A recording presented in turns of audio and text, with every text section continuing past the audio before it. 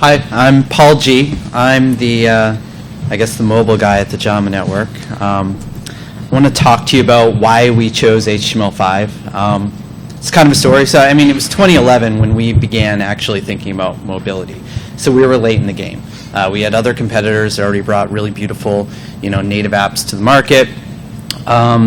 It was 2011 though, and we had also started to see device proliferation, which continued and still continues to this day. There's a new device every time you turn around. So we made it an objective to try to remain device agnostic. There were two options. You can go native, you can go HTML5. Decision making around the technology choice is everything you've heard here, really. But in 2011 and even today, there's very few options where you can just go and license a product that's HTML5, put your content in, and get a product out the other side. You could do that with native. Certain people you can go to, you can pay a licensing fee. It works like a normal model you would expect. HTML5 had to be built, and it was also untested. The standards keep changing. There's a lot of push and pull in what HTML5 can do, and it's growing. It's still changing every day. But we also heard what users have said over the last 5 years. Keep in mind we have 10 journals, and one of our goals was to combine those 10 journals, which we did in January 2012. We stopped calling everything JAMA and the archives journals. They've started being the JAMA Network. We started taking all of our specialty journals and we actually renamed them this year, so they're JAMA, JAMA Pediatrics, JAMA Dermatology, all these different branding exercises where we're trying to reiterate the idea that we have content, it's aligned with the JAMA brand, it's under the same exact umbrella. So when someone says, I don't care about journals, I don't care about issues, I only care about articles, gives us pause. They're tired of hitting paywalls, and interpreted for us, that means if we're providing a neurology article across 3 different journals, 3 articles across 3 different journals, and someone just wants neurology content and they hit a paywall in between each one of those journals, that's a problem. How do we get over that wall? And they want articles everywhere, anywhere they are. They don't want devices to be a barrier, so we should try to think around the device barrier. With the outcome, we launched this year the JAMA Network Reader. It is an HTML5 app. It's browser-based, it's device agnostic, it's available on smartphone, tablet, desktop. It gives you access to all of our 10 journals. We really focused on a premium reading experience, and we focused on questioning the website. Like if we're going to build what's technically a mobile-optimized website in some way, we should question what all the features are for on a website. We're building something for a reading experience, a personal tool. It's not supposed to be the research use case that you would have on our traditional website. So the only features, and this is sort of the selling point, the only features is that you can download issues for offline reading, and you can bookmark and email articles, and you can read.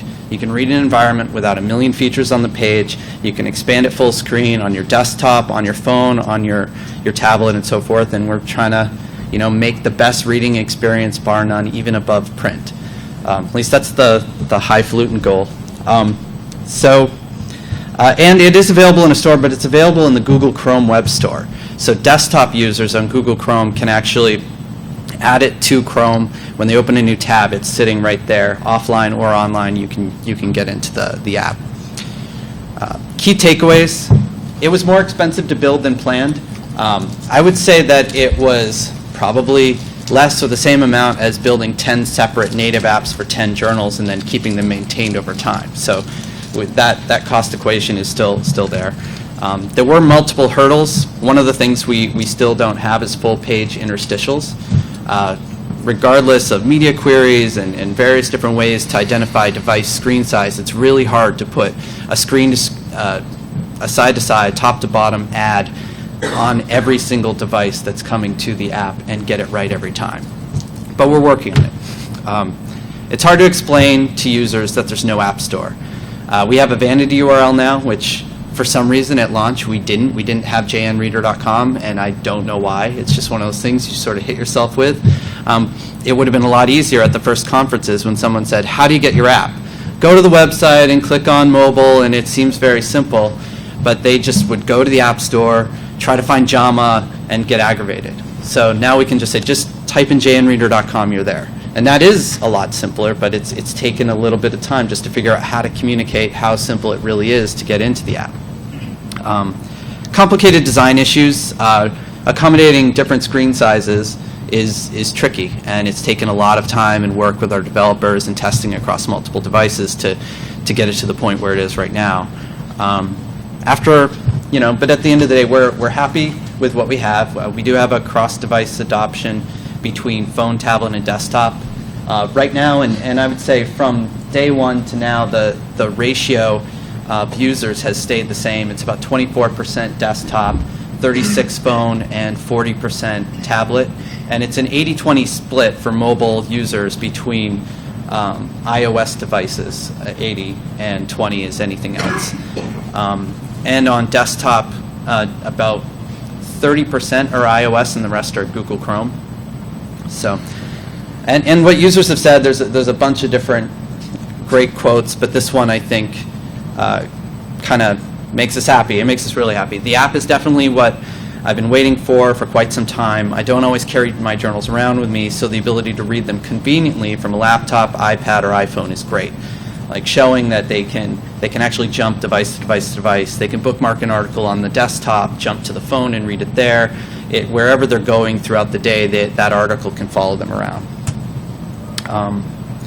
Some next steps, we want to improve the reader experience, and we want to build out our ability to provide an app with offline access, but also to market it like a website. So we're going to be releasing the ability where we can post a link to a specific article and say, instead of say, hey, come download my app, we can say, come read this article that's of great interest to you, give them a link, they click on it, and it opens up that article in the app. We think that that's going to really dramatically change how we can market the app itself.